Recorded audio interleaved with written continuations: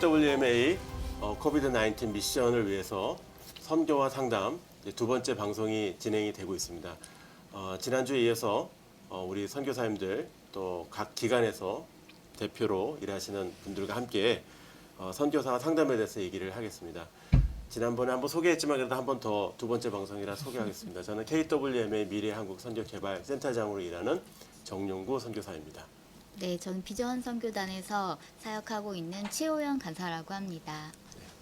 네, 저는 ALN의 카운슬링 소장 유희주라고 합니다. 예, 안녕하세요. 저는 브릿지 심리연구소에서 섬기고 있는 백은영입니다. 네, 저는 MCC 한국선교상담지원센터 상임대표 박정래입니다. 네, 감사합니다. 지난 방송에서 저희가 이제 각자 사역들 소개도 했고 또 최근에 이제 선교사님들 코로나 시대의 어떤 현황들 이런 얘기들을 좀 나눠봤고요. 또 이제 실제로 그 상담에 진행되는 과정들 또 상담이 좀 선교사들에게 좀 잘 이렇게 좀 제한돼 있지만 또 재정적인 문제나 이런 것도 좀 얘기가 됐었고 이걸 또 혼자만 푸는 게 아니라 선교 기관 또 이렇게 후원 교회나 이렇게 같이 연합하면 좋겠다라고 하는 좋은 대안도 얘기가 됐었었는데요. 이번 방송에서는 좀 더 디테일하게 조금 한 분 한 분씩의 내용들을 물어보고 질문을 하도록 하겠습니다. 우리 지난주에 이제 전문 용어가 나왔어요. 디브리핑, 디브리핑이 나왔는데 선교사들이 코로나의 시기에 또 있는 분들하고 인도나 중국 추방 비자 선교사님들하고 차이가 좀 있는지 디브리핑에서는 어떻게 보고 있는지 한번 말씀해 주시겠습니까? 네, 추방이나 뭐 재입국 거부, 비자 발급 거부와 같은 그런 것도 상황이니까 위기 디브리핑이 필요하다고 생각이 됐고요. 그리고 코로나 상황이라는 이 팬데믹 상황도 사실 위기 상황이잖아요. 근데 차이점은 이제 그 추방 상황은 개인적인 선교사님들의 각각 그런 또 위기 상황이라 하면 팬데믹 상황은 전 세계가 겪고 있는 그런 위기 상황에서 또 그래서 약간 이슈들이 다른 것 같기는 해요. 추방이나 비자 거부와 같은 경우에는 주로 이제 사역과 또 상실감에 대한 지난 시간에 대한 그런 내용들을 많이 다루고 있고, 추방 당했을 당시의 심정 또 그때의 감정 그리고 추방 당하기 직전에 경험했었던 긴장감과 불안감이 지속돼 오던 그래서 대부분의 분들은 감지하고 있었다라고 이야기하시는 분도 많으시고 뭐 갑자기 그렇게 됐다기보다는 또 누군가 동료가 추방되는 거를 보면서 나도 언젠가는 그렇게 되겠구나라는 건 알고 있었지만 막상 닥쳤을 때에 또 느끼는 또 감정은 또 다르신 것 같고요. 그리고 갔다 오신 이후에 대부분은 또 갑자기 추방되시기 때문에 어느 분은 제가 만난 분 중에 당일 추방되신 분을 봤어요. 아침에 자고 있는데 들이닥쳐서 이렇게 조사하고 오후에 다 1시간 내로 짐 싸라. 그래서 아이들 다 깨워서 짐 싸서 이렇게 추방되시는 분도 있고 그랬을 때 오는 상실감 이런 것들을 와서 정리하시느라고 굉장히 힘들어하는 그리고 그 이후 후속 조치도 되게 중요한 것 같아요.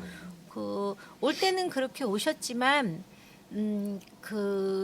어른들은 오셔서 이제 보통 많이 힘들어 하시고 또 교회에서도 아까 말씀하신 것처럼 많이 이해해 주시고 또 위로해 주시고 그래서 그걸 추스리는데 시간을 가지시는데 저는 오히려 그 자녀들이 어렵다고 생각이 들어요. 왜냐하면 한국 부모님들은 본인도 마음이 힘드신데 아이는 바로 학교를 넣어야 된다는 생각이 있으시더라고요. 그래서 아이들은 1년에 수업 일수를 채워야 되는 게 있잖아요. 그래서 아이도 마음이 친구들하고 갑자기 헤어져서 이렇게 하루 이틀 만에 왔는데 걔네들도 마음을 추스릴 시간이 필요한 것 같은데 수업 일수를 채워야 돼서 학교에 보내서 갑자기 학교에 가게 되고 그리고 엄마 아빠도 마음이 힘든 상황이시기 때문에 그 아이의 마음까지 돌보지 못하는 그 시간이 지난 다음에 애가 힘들어졌을 때 그때서야 인식하게 되는 이런 경우가 많이 있는 것 같아서 좀 안타까움이 있고요. 네네. 코로나 시대는 이제 다 같이 겪는 어려움이잖아요. 그래서 네네. 조금 더 이슈들이 뭐 아까 이제 좀 더 앞으로도 자세히 나올 것 같은데 네. 뭐 스마트폰 문제나 또 다른 또 약간 똑같은 위기 상황이긴 하지만 그 경험하면서 겪는 그 심리적 문제들은 조금 다르다고 생각이 들어요. 우리 유주 선교사님은 이제 디브리핑에 대해서 뭐 계속 논문도 쓰시고 발표도 하셨는데 뭐 디브리핑에 관계돼서 이렇게 연구를 하시게 된 이유가 있으셨는지 아니면 또 어떤 관계된 일들이 좀 있는지 좀 설명해 주실 수 있습니까? 아까 아까가 아니라 아까 지난 시간에 박정래 대표님께서 말씀하신 것처럼 선교사님들이나 남자 선교사님들이 상담에 오라 그러면은 거의 안 오시는 경우가 많고 내가 왜 문제가 있냐, 왜 상담을 받아야 되냐 이렇게 생각하시는 분들이 많으신데 디브리핑에 와서 자신을 성찰하는 시간을 가지자 이렇게 얘기하면은 대부분 거부 반응 없이 많이 오시고요. 또 오셔서 이제 자신을 돌아보면서 앞으로 나아가는 그런 시간을 가지고 있는 것도 필요하지만 또 스크리닝 효과도 있어요. 아까 말씀하신 것처럼 이분은 상담이 필요하겠다 이렇게 스크리닝을 하는데 자연스럽게 본인이 스스로 나도 이렇게 좀 더 하면 좋겠다 이런 마음이 들 수 있어서 좋고 그리고 많은 분들이 이거 좋은데 하고 싶다 그리고 자료에서 발표된 자료들을 많이 보면 상담사가 되기 위해서는 많은 훈련과 많은 시간이 필요하거든요. 임상실 시간이 필요한데 그에 비해서 디브리퍼들은 공감과 경청을 위한 훈련을 받으면 상담을 전공하지 않아도 좋은 디브리퍼가 될 수 있다 이렇게 이야기하고 있어서 제가 이제 그 프로그램을 개발하게 된 목적은 그래서 많은 분들이 서로가 서로에게 피어 디브리퍼가 되어줄 수 있고 또 실제로 디브리핑을 실시하시는 분들이 좀 놓치지 않고 자연스럽게 그 과정을 하실 수 있도록 프로그램을 제공해드리기 위해서 제가 개발을 했습니다. 그렇죠. 우리 이제 선교사님들이 이렇게 뭐 이런 시간들이 조금 용어만 조금 틀려도 네. 상담 받으러 오세요. 그러면 네. 좀 이상한데 네. 사실 저도 그랬거든요. 네. 문제가 있나 그랬는데 그게 아니라 이제 좀 더 새롭게 접근을 할 수 있는 방법도 되고 특별히 그 디브리핑 연구가 꾸준히 잘 돼서 사실은 현지 선교사회라는 단체가 있잖아요. 현지 네, 조직들이 네, 있고 예. 거기 리더십들이 사실은 좀 훈련을 받으면 네, 네. 상담가가 아니더라도 네. 활용할 수 있는 네. 정도가 많이 있거든요. 많이 있어요. 예. 네, 그리고 저는 이제 디브리핑에 대해서 이제 얘기하면서 제가 우리나라 사실 문화 중에서 장례식 문화가 굉장히 디브리핑적이다. 이렇게 발견하게 된 게 뭐냐면 이제 우리가 뭐 2박 3일이든 뭐 3일장이든 5일장이든 하면서 왜 문상을 오잖아요. 그렇죠. 사람들이. 그러면 오면은 이제 만약에 어머니가 돌아가셨다면 어머니가 어떻게 돌아가셨어요? 그러면 그 오는 사람마다 다 설명을 하잖아요. 어머니가 이런 상태였는데 이렇게 해서 네네. 이게 사실 디브리핑이거든요. 디브리핑이구나. 그 상황 돌아가셨을 때 상황을 계속 얘기하면서 그 말로 이게 이제 그런 상황들이 정리되고 뭔가 치유되는 과정이 저희는 장례식 문화가 아닐까 이런 생각에서 사실 우리나라 문화 속에 이미 디브리핑이 있다. 그래서 우리가 그걸 좀 끄집어내서 이렇게 좀 바람직한 방향으로 활용할 수 있게 뭔가 인사이트를 주는 일이 이제 우리가 좀 해야 될 일이라는 생각이 드는데 사실은 누구나 다 디브리퍼가 될 수 있는 그런 자질들이 있는 거예요. 왜냐하면 어머니 돌아가셨는데 너무 슬프시겠어요. 이렇게 말만 해줘도 굉장히 위로를 받잖아요. 그런 것처럼 사실 이 디브리핑도 그런 거거든요. 그런 일을 겪으셨군요. 참 많이 힘드셨겠어요. 근데 이 대부분 이제 선교사님들이 힘든 일을 겪고 와서 하시는 말씀들이 뭐냐면 어디 가서 내가 이런 말을 풀어놓을 데가 없다. 왜냐하면 맞아. 후원하는 교회 가서 얘기하다 보니 왜 이렇게 선교사가 돼가지고 막 그런 것도 약해, 약해 빠지게 그런 징징거리냐 얘기하고 안 들어주고 그걸 뭐 그런 거 가지고 힘들어해 이렇게 얘기하니까 이런 걸 말하는 거가 좀 뭔가 부적절한 사람이 아닐까 이런 그쵸. 분위기였는데 이 디브리핑 오셔가지고 그런 얘기를 이제 막 공감받으면서 얘기하시고 나서 처음에는 이제 굉장히 표정이 어둡고 네네. 굉장히 힘들고 막 이렇게 지친 표정으로 오셨다가 이 디브리핑을 통해서 막 안에 있는 것들 다 풀어내고 가시면은 그렇게 표정이 밝아져서 가시는 거 보면은 디브리핑이 이래서 필요하구나라고 느낀 적이 되게 많아요. 아니, 저도 좀 이렇게 속상한 게 선교대회를 가보면 남자 선교사님들이 이렇게 얘기를 뭐 하면은 막 사역 얘기 거창하게 막 프로젝트 얘기를 막 하셔요. 네. 그리고 힘든 얘기를 안 하셔요. 그리고 이제 여성 선교사님들, 사모님들 뭐 얘기하라 그러면 진짜 막 얘기가 나오거든요. 네. 그럼 남자 선교사도 다 울어요. 울면서 이제 그때부터 이제 선교대회가 시작이 되는 건데 네. 이게 사실은 남자 선교사님들도 좀 끄집어내야 되고 뭐 남녀를 구별하는 건 아니겠지만 좀 이렇게 좀 짚어줘야 되는데 그런 면에서 이제 디브리핑이 저 좀 잘 됐으면 좋겠다 생각이 드네요. 네. 저희 생활하고 그렇게 밀접하게 네. 장례식 문화가 디브리핑과 멀지 않은 네. 거라는 걸 저도 좀 오늘 듣게 되면서 네. 굉장히 우리 문화 안에서도 디브리핑이 그냥 먼 얘기가 아니라 네. 실제 생활과 예, 연관되어져 그것만 우리가 있다. 깨달아도 굉장히 네네. 도움이 되는 거죠. 예. 네, 네. 네. 좋은 말씀 너무 감사드리고요. 좀 MCC 대표님께 제가 좀 한 가지 더 네. 여쭤보고 싶은 거는 최근에 이제 코로나로 인해 신입 선교사님들 뭐 선교사 후보생들 네. 이런 분들이 많이 이제 줄었을 것 같거든요. 네. MCC에서는 심리 검사가 실제 현황이 좀 어떻게 진행이 예, 되고 있는지. 제가 이제 이 질문을 받고 네네. 저희 행정팀에 이제 얘기를 했어요. 통계를 좀 내봐 네. 주시라. 네. 그랬더니 작년에 비해서 56% 정도밖에 이제 심리 검사가 진행이 안 됐다고. 거의 절반 정도가.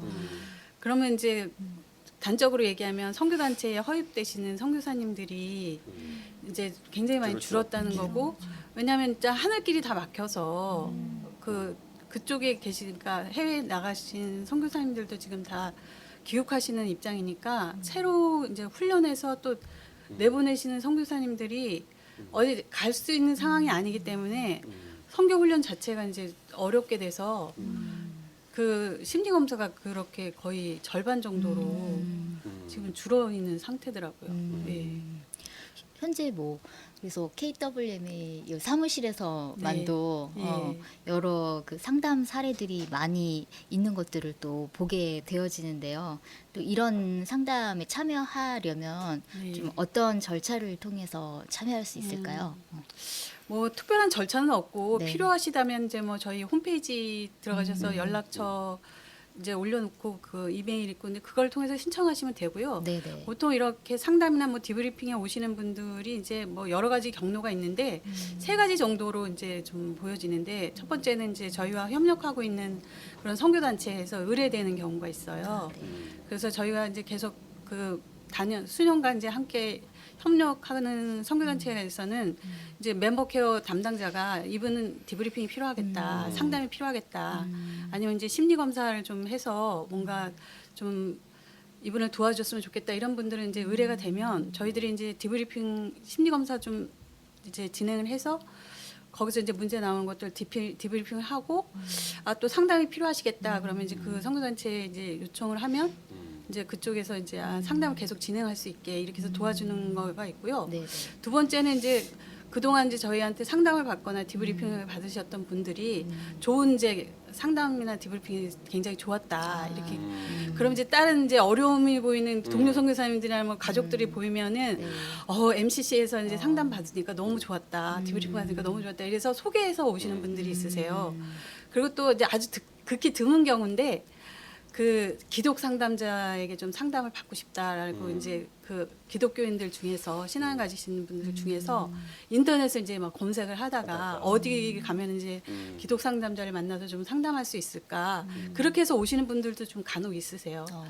근데 이제 누구나 좀 필요하시다 그러면 뭐 기독교인이든 아니든 이제 홈페이지에 저희들이 연락처나 이런 뭐 상담 신청 방법들을 올려놨으니까 네, 네. 예, 나중에 이제 홈페이지 주소랑 연락처를 저희 여기 방송에 좀 올려놓을 테니까 그쪽으로 네. 신청하시면 될 것 같아요. 아, 그렇군요. 예. 네, 네. 그러면 현재 이 MCC에서 사역하시는 분들은 네. 좀 어떤 분들이 이제 사역을 하고 계시고 또 선교사님들 가운데에서도 상담을 전공하신 분들이 많으시잖아요. 네, 그래서 네. 이렇게 참여를 좀 같이 하고 싶으신 분들은 또 음. 어떻게 또 어떤 절차로 또 참여를 하면 좋을까요? 네, 저희가 이제 그 동안은 그 영성연구소에서 이제 훈련 받으시고 이렇게 공부하신 분들이 이제 주로 이제 그 상담 전문가로 이제 계신 분들이 오셔서 근데 대부분 이제 선교 경험이 있으시고 선교사로 이제 헌신하셨던 분들이 이제 그쪽에서 훈련을 받고 이렇게 오셨던 분들이 지금 이제 저 같은 경우는 한 16년 정도 됐는데 그 정도 10년 이상 이제 함께 하시는 분들이 있고요. 그 지금 영성연구소에서 이제 그 공부를 이제 안 하고 있는 거기가 이제 공부하는 것들을 좀 이제 예, 문을 닫은 상황이어서 네. 그쪽에서 이제 배출되는 분들이 없으시니까 앞으로 이제 MCC가 계속 이 사역을 지속하기 위해서는 새로운 사역자들 영입해야 된다라는 것들을 저희가 작년에 하여튼 전체 회의에서 그 의논을 하게 됐는데 네, 네. 일단은 뭐 선교 그 상담에 이제 관심이 있으시고 네. 그거에 헌신된 분이시면은 아주 좋죠. 그리고 이제 전문적인 좀 그런 교육을 받으시고 그런 분들 중에서 이제 상담사 자격증이나 뭐 이런 것들이 전문적인 이제 자질을 가지신 분들 중에서 네.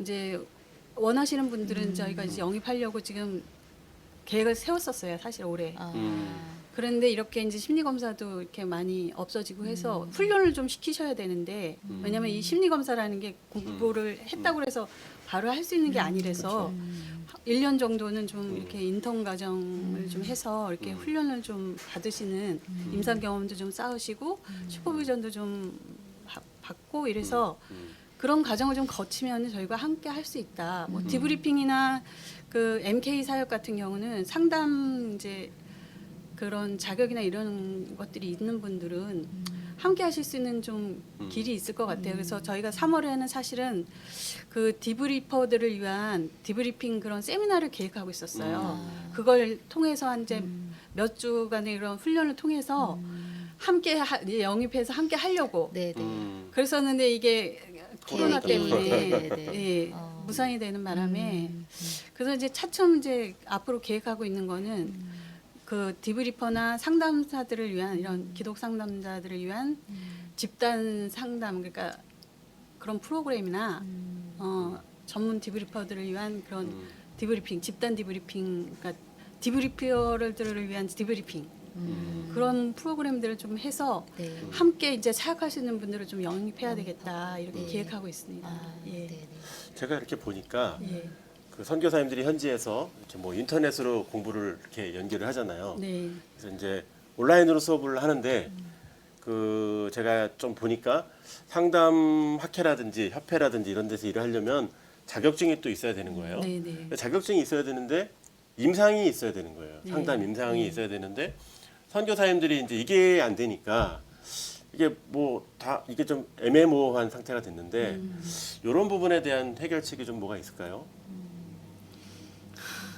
글쎄요. 고민이죠. 네. 유재 선생님. 제가 알기로는 최근에 이제 한국에서 실시하는 사이버 대학에서 이제 공부 거의 제가 필드를 다녀보면 여성 선교사님들 싱글이나 아니면 뭐 부인 선교사님들이 상담 공부를 네. 석사 과정 하시는 분이 굉장히 많죠. 많으시더라고요. 네. 그런데 이제 임상이 안 되시는 가운데 이제 막 하시다 보니까 부작용도 많이 있는 것 같고 네네. 그래서 저는 굉장히 강조를 해드려요. 꼭 한국에 안식년 오시면 임상을 꼭 훈련을 받고 다시 하세요. 이렇게 말씀을 드리는데 기회가 그렇게 많지는 않은 것 같아요. 그렇죠. 그래도 이제 최근에 한국에 보면은 이제 선교사님들을 위한 뭐 선교사 상담 과정 학과도 네네. 생긴 것 같고요. 네네. 그리고 그분들이 이제 그 사이버로 하니까 임상이 거의 안 되기 때문에 그분들만 따로 또 어느 뭐 어떤 기관 같은 데서 임상 과정을 하는 것도 있는 것 같아요. 네네. 근데 저는 꼭 선교사 상담학과가 아니더라도 네네.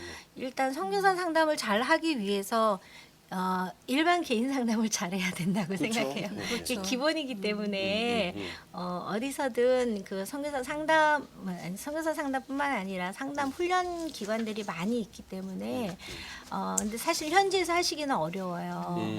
그런 아직까지 좀 더 이제 있으면 온라인 과정이 생길지 모르겠지만 온라인으로는 주로 강의가 이루어지고 사례 토의나 뭐 사례 지도는 온라인으로 아직 이루어진다는 뭐 공개 사례 발표나 이런 거는 온라인으로 이렇게 외국에 계신 분들이 좀 어려운 것 같아요. 그리고 네네. 그것도 잘 아직까지는 인정을 안 해주고 학회에서 인정을 안 해줬는데 최근에 이제 올해 처음으로 온라인 상담도 임상 시간으로 인정해 주기로 했다. 아, 그래요?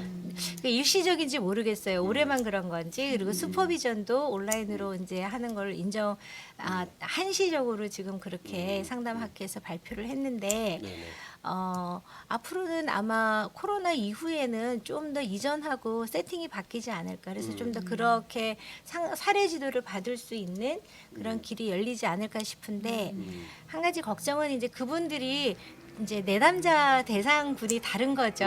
한국에서 교수님이 네네. 슈퍼바이저가 해야 되는데 교수님이 경험해 보진 아는 내담자를 상담한 사례를 가지고 오실 것 같아요. 그렇죠, 아무래도. 여러 선교사님들이 현지에 계신 선교사님들을 하거나 아니면은 현지인을 대상으로 그렇죠. 해서 이렇게 이제 하시는데 현지인의 상황이 다르잖아요. 근데 현지인에 대한 슈퍼바이저가 사례 지도를 할 때 현지인에 대한 이해도 떨어지고 그렇죠. 선교사님에 대한 이해도 떨어지기 때문에 저는 선교사 상담을 하시는 분들 중에 슈퍼바이저가 나와서 그분들을 잘 슈퍼바이저하면 좋겠다 이런 생각이 듭니다. 지금 중요한 말씀하셨는데 선교사님들이 또 상담을 또 안 하려고 하는 요소 중에 하나가 뭐 재정적인 요소도 있겠지만 상담하는 분들이 선교사가 아니잖아. 선교사가 아닌 분들이 그쵸, 어떻게 예. 선교사를 상담해라고 하는 게 많은데 이게 좀 어떤가요? 그 백은영 선교사님 선교사님이셨으니까 또. 예, 저도 이제 선교사로서 한 7년간 사역지에 있다가 들어온 이후에 사역의 이제 방향이 전환이 된 건데요. 네. 선교사님들의 그런 말씀들은 굉장히 공감이 가요. 왜냐하면 저도 돌아와서 상담을 시작을 했고 저는 이제 기독교 교육 전도사로서 사역도 하면서 같이 네네네. 병행을 했기 때문에 네네. 이게 주로 제가 만나는 대상들은 이제 아동, 자녀들 많이 만나고 자녀들을 만나면 부모를 만날 수밖에 없는 그쵸. 상황이고요. 그쵸. 예. 근데 선교사 자녀들이 이렇게 어려움이 있어서 왔어요. 그리고 이제 소개를 받아서 일반 센터에 의뢰돼서 갔어요. 그러면 이제 평가가 나오기는 학습 장애부터 시작해서 행동 장애, 오만 장애들이 다 뜨니까 이제 일반 상담사가 봤을 때는 얘는 분명한 문제가 있거든요. 언어부터 인지, 네네네. 행동 그쵸. 모든 발달 과정이 다 문제가 있으니까 다 그렇게 평가가 나와요. 그럼 이제 그걸 받아보시는 이제 선교사님들은 많이 스트레스. 기겁을 하시는 거죠. 맞아요. 내가 애를 정말 이상하게 키웠나부터 시작해가지고 본인들이 이제 죄인이 된 그 마음 아픔을 가지고 오시더라고요. 예, 부모님을 만나서 그런 이야기를 이제 많이 접해 듣게 되었어요. 그래서 그렇게 말씀하시는 게 너무가 이해가 되어지는 거죠. 그러니까 선교사님들도 현장에서 경험하는 정말 현지인들하고 그쵸. 그 타문화에서 계속 뒹굴면서 살아가는 어떤 그것도 문화마다 다 다른데 다르죠. 네네. 예, 이제 일반 상담가가 이해하는데도 한계가 있다라는 거에 대한 너무 공감이 저로서는 되죠. 좀 네. 공감이 돼요. 그래서 가능하다면 선교사님들을 상담하시는 선생님들은 상담의 전문가인 건 당연히 전문가이셔야 되지만 상담이라는 것과 더불어 선교라는 거에 대해서 좀 훈련이 되어지시거나 그렇죠. 네, 그거 또는 중요하네요. 그 부분이 있으시는 것이 충분히 그 선교사님들을 공감하는 데는 엄청난 메리트가 있을 거라고 저는 생각이 들어요. 맞아요. 중요하네요. 예, 그래서 실은 이제 저랑 같이 섬기시는 분들도 이렇게 많이 이렇게 선별을 해서 같이 동역을 했어요. 선교사 경험이 있으시거나 아니면 선교 단체에서 사역을 오랫동안 하셨거나 네네네. 그리고 상담으로서 이제 석박사 이상의 전문가들을 데리고 이렇게 같이 하다 보니까 인프라는 많지는 않은 거예요. 그렇게 하실 수 있는 분들이 많지는 많지 않죠. 않아요. 그렇지만 그런 분들이 와서 만나시는 이 선교사님들은 너무 공감이 되시는 거예요. 그러니까 음. 무슨 얘기를 하면 아가 뭔지를 알아들어 주니까 음. 그 공감이 이렇게 더 그들의 마음의 깊은 곳에 있는 이야기들을 끌어낼 수 있는 공감들을 해주는 부분들이 있어요. 그래서 선교사님들의 그 말씀이 너무 이해는 되어지는데, 네. 네, 그러나 이제 선교사님들 중에 상담가로서 이렇게 전문가의 길을 가는 게 이렇게 짧은 기간이 아니다 보니까 좀 아쉬움이 있긴 해요. 그런 아쉬움들이. 그래서 저는 공부는 이제 상담 공부는 하시는데 임상 경험은 이제 네. 쌓을 수 있는 그런 기회가 선교사님들은 또 많지 않기 때문에 저도 사실 그런 문제 때문에 사실은 제가 이제 선교지 경험이 없는 그런 네. 상담사로서 저는 이제 그분들의 말씀에 되게 공감되는 게 뭐냐면 사실은 내가 그 상황이어서 안다. 이 말이 굉장히 진짜 공감되는 얘기예요. 나 어디서 선교했어요. 라는 말 한마디 가지고도 선교사님들의 마음이 확 열리는 걸 제가 많이 봤거든요. 이제 저희 이경희 선교사님이랑 이제 함께 그 사역을 하러 가거나 이렇게 강의하러 갈 때 저도 이제 가서 같이 강의하면서 하는데 이경희 선교사님 나 어디서 이제 어떤 얘기 저기 현장 경험 현장 얘기 탁 하면 마음이 다 열리세요. 그리고 이제 또 저도 그런 피드백을 들었어요. 당신이 선교 경험도 없는데 선교사에 대해서 어떻게 공감할 수 있냐. 사실은 제가 16년 동안 만난 분들이 선교사님이시잖아요. 그렇죠. 네. 그런 이제 간접 경험도 저는 좀 중요하다고 생각하고 그럼요. 마인드가 되게 중요한 것 같아요. 선교 경험이 있다고 하더라도 이런 상담적인 마인드가 좀 이렇게 잡히지 않은 분들은 오히려 선교사님들에게 좀 어려움을 줄 수 있고 오케이. 예. 간접 경험을 했지만은 그래도 상담적으로 이렇게 선교사님을 돕고 싶다라는 그런 기본적인 마인드가 있는 분이라면 그런 분들을 또 더 잘 도와주지 않을까.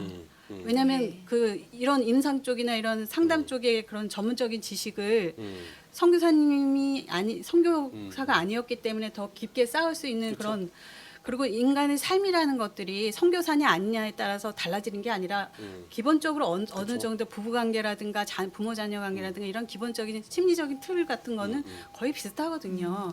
거기에 이제 선교라는 특별한 그런 뭐랄까 경험이 얹혀지셔서 특별한 상황에 이제 노인분들이기 때문에 그 부분만 좀 이해할 수 있는 그런 일반 상담자라면 선교사님들을 얼마든지 도와줄 수 있는데 선교 경험이 있으니까 날 이해해 줄 것이다. 선교 경험이 없어서 날 이해하지 못할 것이다. 이런 것들은 어떤 면에서는 좀 편견으로 작용할 수 있어서 도움을 이렇게 드릴 수 있는데 그런 것들을 또 이렇게 거부하는 또 역할을 하는 경우가 있더라고요. 그래서 전 그런 부분이 좀 마음이 좀 안타까웠어요. 그래서 제가 MCC 대표가 되면서 선교사도 아닌데 선교 상담지원센터 대표를 해도 되나 이런 거에 대한 고민이 사실 참 많았거든요. 근데 이제 어떤 분들이 그런 얘기를 해주더라고요.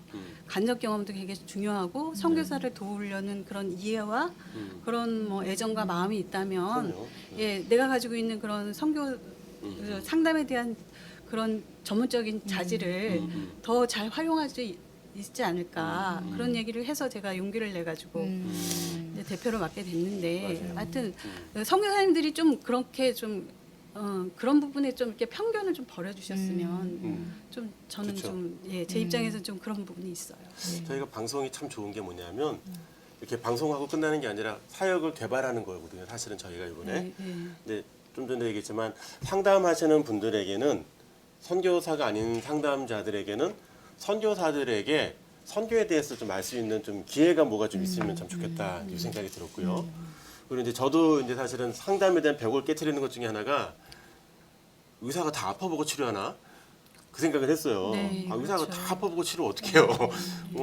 암 치료한다고 암 다 걸려서 치료하면 안 되잖아요. 그래서 이 전문적으로 상담을 하시는 분들이 어떤 툴이 있는데 여기에 내가 노출을 해야지만 내 유익이 되는 게 있겠다 생각을 하고 저도 이제 상담 쪽으로 접근을 했거든요. 그러니까 이런 좀 얘기가 좀 더 우리 아까 얘기했듯이 선교사들이 좀 마음을 열어야 되고 그런 게 있고 또 제가 또 최근 트렌드 보니까 그 일반 상담 하시는 분들도 이게 상담이라고 하는 게 사실은 뭐 언어 교화술이 아니기 때문에 이게 영적인 게 좀 이렇게 필요한 게 있어서 기독 상담학이 또 요새는 또 굉장히 또 좋다고 이렇게 하는데 또 기독 상담학 하시는 분들 얘기 들어보면은 이것도 기본적인 걸로 하는 게 아니라 배운 거를 드러내지 않고 해야 돼 이렇게 그죠 뭐 그런 거 있잖아요 뭐 뭐 고개 끄덕여주기 뭐 이렇게 상담에서 배우는 기술로 하는 상담이 아니라 정말 아까 말씀하신 대로 정말 이렇게 섬겨주려고 하는 마음이 이렇게 돼야 되는 거. 그래서 그런 얘기를 좀 많이 하셨는데요. 네. 이렇게 어른들은 와서 이렇게 뭐 선교 단체 연결이 되든지 뭐 이렇게 오게 돼서 이렇게 하는데 MK들은 엄마가 아빠가 가라고 얘기 안 하면 못 가거든요. 그리고 또 아까 말씀 잘하셨는데 네. 한국 청소년이나 또 현지에 있는 청소년하고 다르잖아요. 애들도 그래요. 우리 마음을 누가 알냐. 네, 그런데 MK를 주로 많이 이제 사역들을 하셨던 백은영 선교사님은 아이들은 어떤 경로로 찾아오는지 또 어떤 경로로 오라고 할지 한번 얘기 한번 해주시면 좋을 것 같아요. 이렇게 방금 말씀해 주신 대로 부모님들이 자녀들을 양육하면서 심리 정서적인 문제들이 발생을 할 때에 네. 그때 이제 터질 상담에 때. 오세요. 문제 터지는 거. 네. 문제가 생기면 오세요. 그래서 사후 처리적인 방식으로 상담에 임해지는 경우들이 대부분 많이 있고요. 네, 네, 네. 그리고 아이들 중에는 유독 자기가 상담 받아보고 싶다고 얘기한 아이도 있어요. 그렇게 있어요. 해서 오는 아이도 있어요. 네. 그러니까 부모님이 왜 받아보고 싶은데, 그러니까 엄마하고 세상에 얘기하고 또. 싶은 게 아니고 맞아, 자기는 맞아. 상담사랑 얘기해보고 싶다고 그렇게 해서 상담에 오는 친구들도 있고요. 근데 이거는 정말 그래도 힘이 있게 내가 내 권리를 주장하는 아이인 거죠. 그렇죠. 그건 정말 건강하다고 저는 생각이 드는데 그렇지 못한 자녀들 같은 경우가 상당히 좀 많이 있어요. 뭐 이렇게 사는 게 당연한 것처럼 자기가 현지에서 현지 아이들로부터 놀림을 당해도 뭐 그게 당연한 것처럼 그리고 그게 속상해도 엄마가 이해하고 용서하라고 했으니까 참아야 되는 것처럼 그러면서 속에서는 마음이 속상함이 끝나지 않는 그리고 슬프고 그래놓고 어디 가서 이야기하려고 그러면 눈물부터 나오니까 얘기 안 하는 이런 아이들 같은 경우에는 실은 그거는 알아차려주기가 정말 쉽지가 않습니다. 그래서 작년에 저희 센터에서 그런 선교사님들 부모님들을 상담을 많이 했던 네네. 경험 속에서 그분들의 고민의 주로 대부분이 자녀 이야기였거든요. 그래서 작년에 한시적으로 일시적으로 자녀들만을 대상으로 해서 심리 검사하고 상담을 좀 진행하는 일이 있었어요. 그래서 네네네. 약 3개월 동안 아이들, 그러니까 유아부터 시작해서 청소년까지, 청년 이상은 이제 좀 다른 루트를 통해서 할 수 있기 때문에 그렇게 이제 한 50여 명을 데리고 심리 검사와 그다음에 이제 상담을 했었는데 이렇게 뭔가가 베풀어져서 코드가 만들어지고 프로그램이 만들어지면 이제 신청을 해서 오세요. 그래서 신청을 한 달만 받고 못 받았어요. 너무 많아가지고. 그래요? 그 정도예요? 그래서 끊었어요. 그리고 죄송하게 처음에는 오픈을 단체를 다 열었는데 너무 많으니까 많아서? 단체를 제한했어요. 죄송하게 아유, 너무 안타깝네요. 죄송하더라고요. 그리고 나머지 단체는 내년에 할게요. 그런데 내년이 2020년 이렇게 코로나. 돼가지고 아이고. 그게 너무 죄송한 마음이 들더라고요.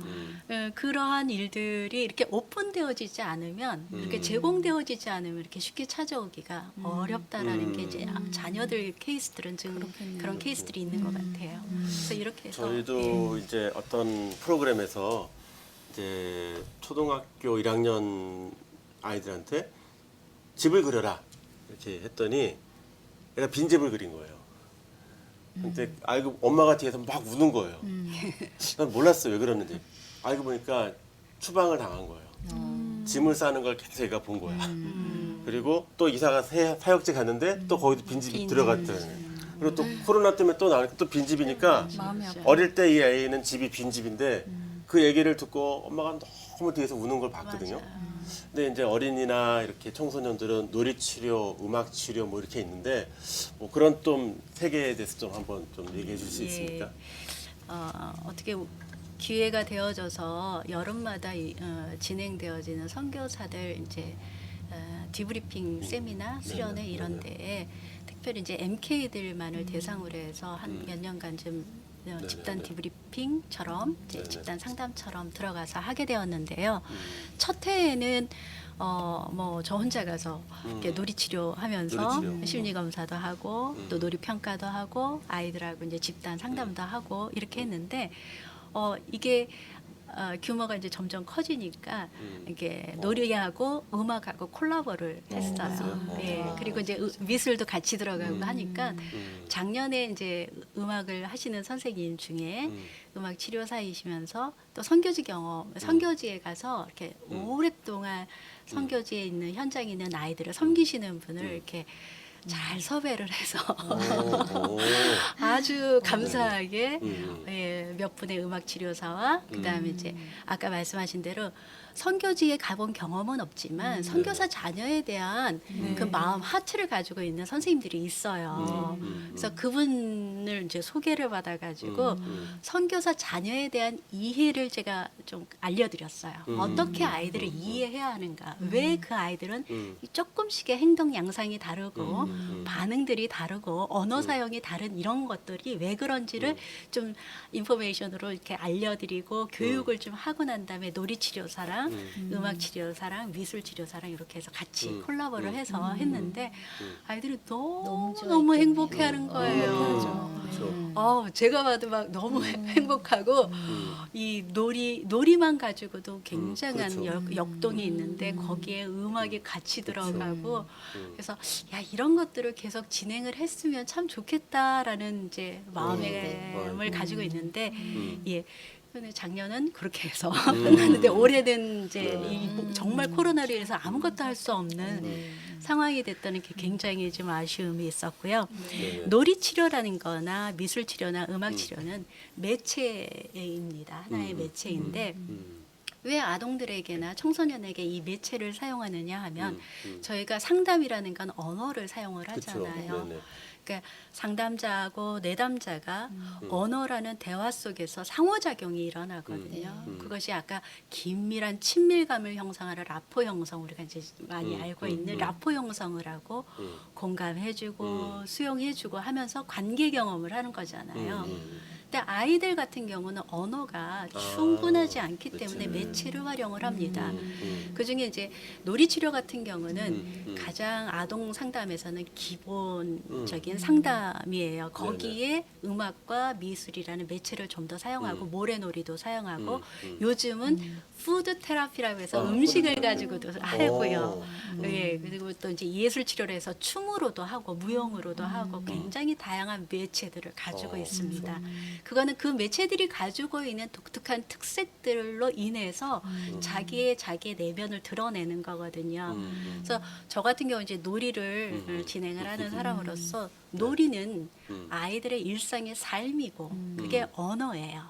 놀이는 언어이거든요. 그래서 그 언어들이 충분히 놀이를 통해서 나오면 선생님과 함께 그 놀이에 함께 임하는 과정이 상호작용 과정이고 그 과정 속에서 아이들은 자기의 익숙한 자기의 내면을 드러내 보이는데 반응하는 반응자가 예전에 엄마의 반응과는 다른 반응을 하면서 다른 경험을 해요.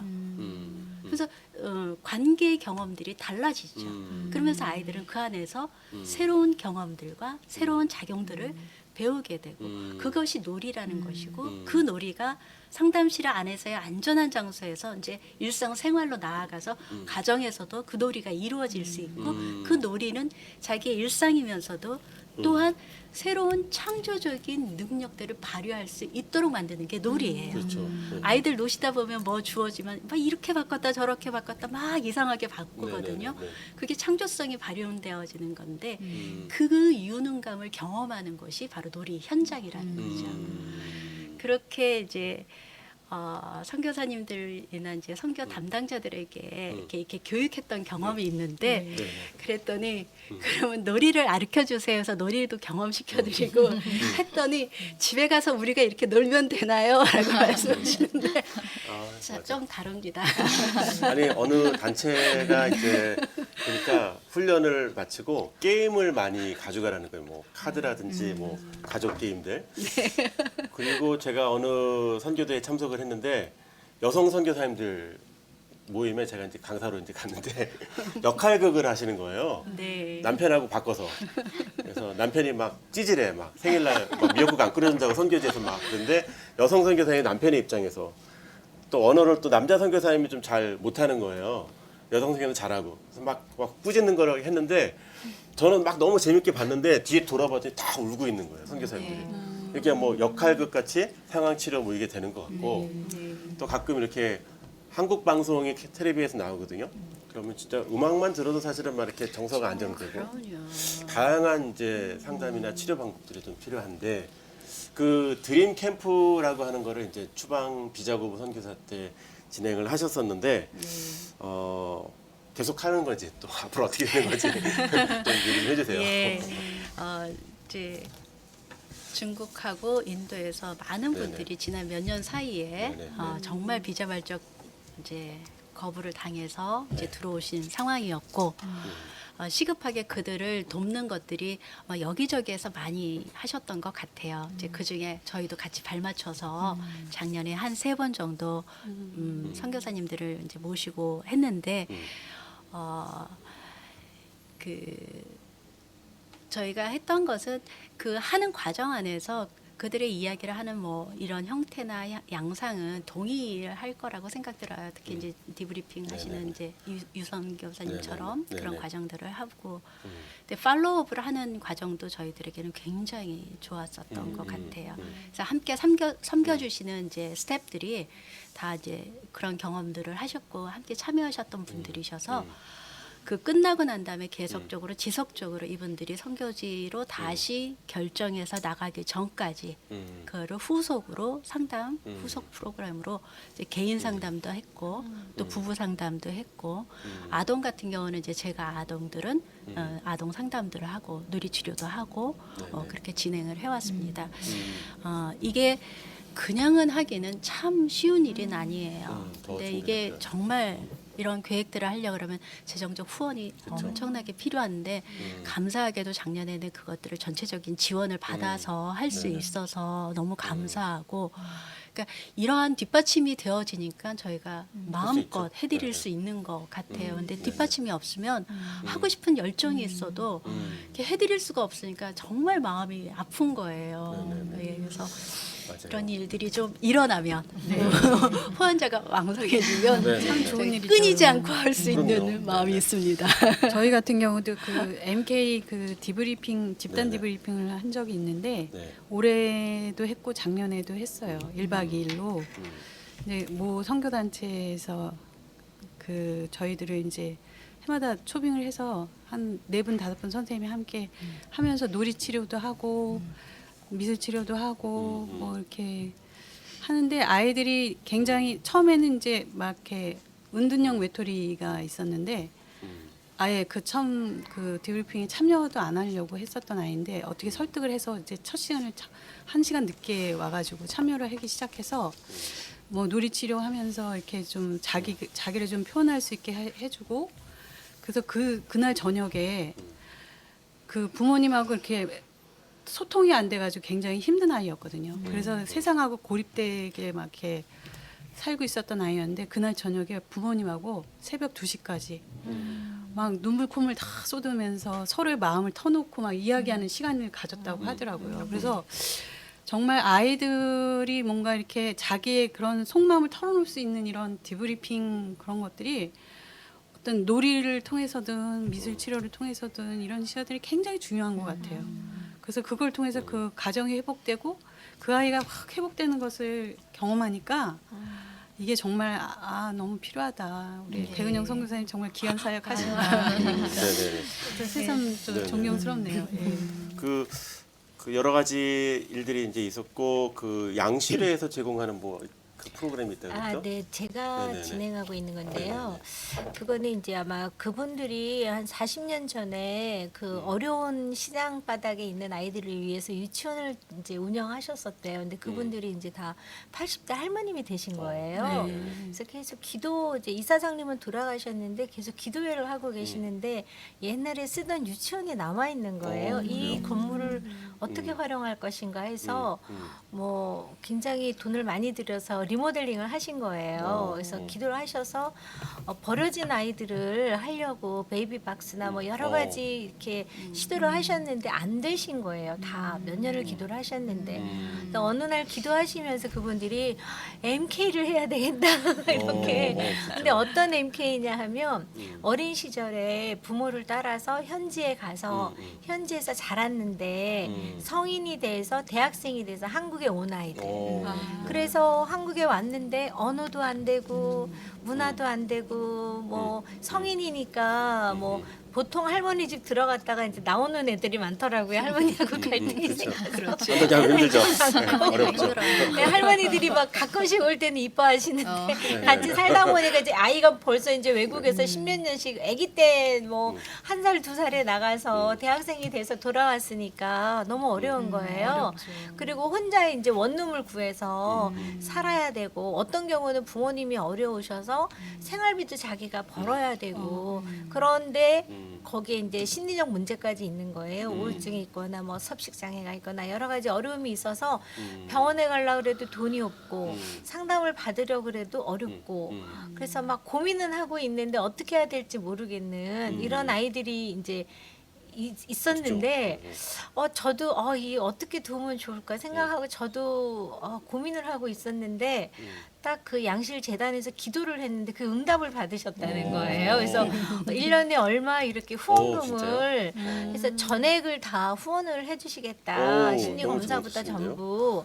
그 대신에 이제 뭐 한도는 있어요. 그쵸, 그러니까 예. 저하고 다른 선생님이 같이 진행을 해야 되고 시간은 매주 월요일이고 이렇게 한도는 있긴 하지만 그분들은 그 아이들이 이제 버려진 아이들 완전히 고아는 아니지만 고아처럼 이 땅에 어릴 때 떠났다가 이 땅에 와서 홀로서기를 해야 되는 그쵸. 그 아이들을 위해서 어떻게 도와줄 수 있을까? 심리적 어려움이 있는 아이들을 상담으로 도와주면 좋겠다 하고 있던 차에 저랑 어떻게 정말 정말 우연히 이렇게 연결이 됐어요. 연결이 돼서 그 아이들을 지금 돕기 시작한 지가 이제 1년 좀 넘었거든요. 네네. 이제 2년 차 돼가고 있는데 좀 다른 것 같아요. 그 어린아이 MK와 또 청소년 MK 가끔 가다가 이제 한국의 고2, 고3인데 이제 들어와서 안식년에 학교 안 가고 있는 학교 밖 청소년으로 그쵸. 분류되는 또 MK들이 있거든요. 맞아요. 그 아이들이 있고 또 제 대부분 이제 양실에 오는 아이들 중에는 대학생이거나 대학교를 미국에서 대학을 졸업했는데 취업이 안 되면은 다 추방이에요. 미국에서 맞아요. 그냥 비자가 안 그렇죠. 되니까. 맞아요. 그래서 미국에서 1년 안에 취업을 못해서 한국에 왔는데 한국에서도 취업을 못하는 거예요. 그래서 아이들이 생활비도 벌어야 되고 뭐 이렇게 또 일하려고 가면은 너무나 열악한 환경에서 정말 이렇게 일을 해야 되고 그래서 너무 막 마음 아픈 사연들이 많아요. 들어보면.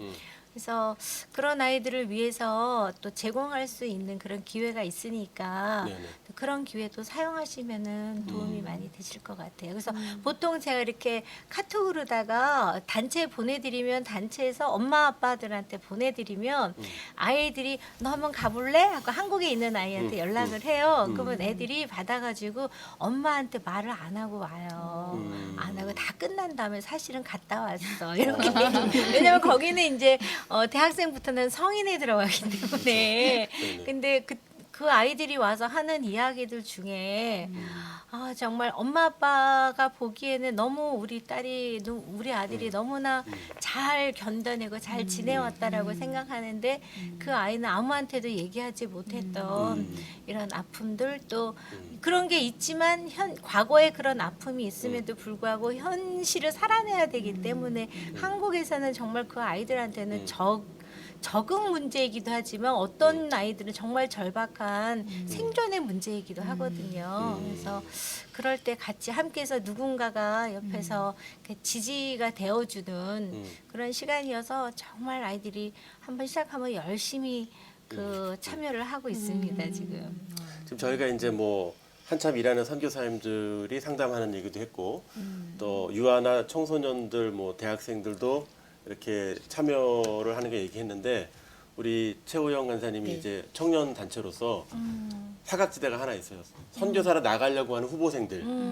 예, 후보생들의 입장에서 뭐 하나 또 전문가들에게 질문할 게 없을까요? 나가지도 못하고 막 선교 나가려고 준비했다가 코로나 때문에 나가지도 못하고 진짜 직장 다시 가려니까 또 이상하고 선교사 가려고 그러는데 선교사들은 다 들어왔고 그런 문제가 좀 있죠.